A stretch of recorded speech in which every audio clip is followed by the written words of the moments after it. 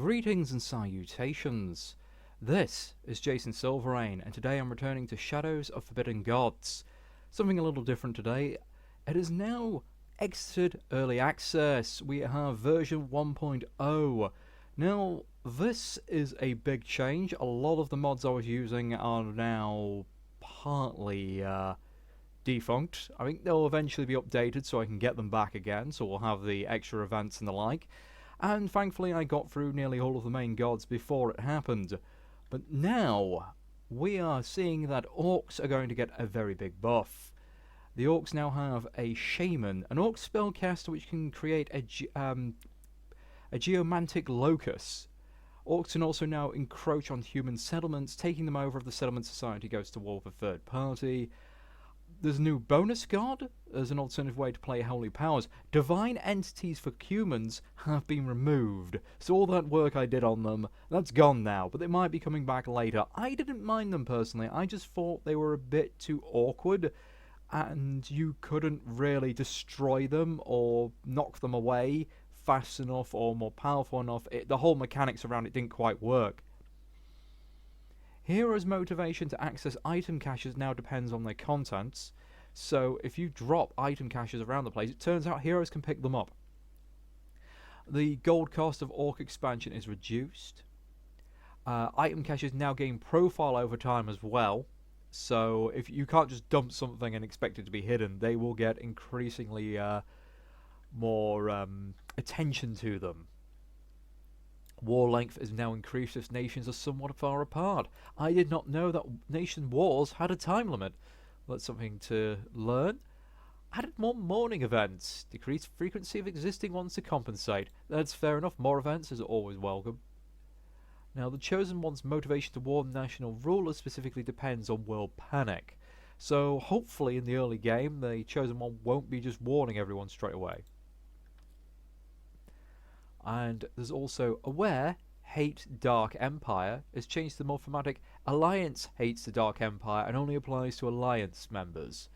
And Dark Empire victory points have been reduced significantly from 5.5 to 3.5. I've never had a Dark Empire Alliance. I've only had a Dark Empire once. I've never really had the map really, shall we say, suitable for them? Alright. Warlords may now secure funding for Orcish hordes from the Dark Empire. I like that. That's quite good. The warlords do need a bit of a boost. Wayfinder motivation to perform Find Ruler quest increase, so that'll be nice. That means we won't have the elves having no rulers for their lands for ages. Hero motivation to perform Redeem Ruler quest increase for Alliance Capital if using Alliance's Vigilant option.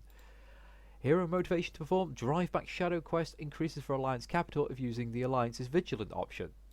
Unrest reducing party event probability reduced by 75%. That would be nice because I keep getting that event all of the time since the previous update. Okay. Nobles will only rebel from the Dark Empire formation if they and their settlement are below 90% shadow. Very nice. And influence gained by donating to holy orders now rounds up. There's some other minor little things as well. Organise the Horde challenge now chops down nearby trees and ruins the terrain a little bit for cosmetic orc flair. Trade route view made less dark to hopefully reduce disorientation. There's been an added World Nations panel to allow at a glance view of nations and their relative stats. Added self to family view so you can click and pan on the current focus. Mods now define custom configuration options which can be changed by players from the main menu mod configuration screen. Yay, more modding support. I like this. Message for a lost evil temple now have a go-to for that temple's location. Yay. Added turn log. Handy. Added shift and control modification keys to left click to help select units and locations. And now there's quite a lot of bug fixes as well. So, fixed incorrect probabilities and exploration events with razor wire. Fixed political, basically fixed politics. There's a lot of things about agitation regarding the elves and in general, and all that working. I can never remember how to say this guy's name. Ophamon's faith cannot be removed by heir inheritance. That's nice. So once you're doing the dual god, where you've got light and shadow, once you've got a place taken over, you can't have some damn jerk inherit the area and get rid of your faith. Neutral creatures, such as vampires, deep ones, or drones, cause menace when attacked by agents. And apparently this has been fixed repeatedly and broken repeatedly. Deep ones can't have deep one children, or if they do, at the very least they can't inherit an accepted and normal members of human society. Alright, the theocracy takeover now only works properly when performed on non-capital locations. Dark Empire outposts will start in shadowed. And there's also several other minor bug fixtures. Most of them minuses from things. Yeah, it's just lots of quality of life.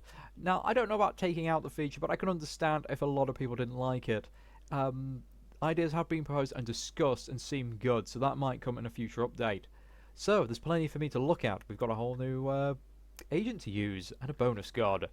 So, expect more of that in the future, and hopefully the custom homemade gods will be updated so we can fix those as well and get a little view at those, because there are some very fun ones I'd love to use.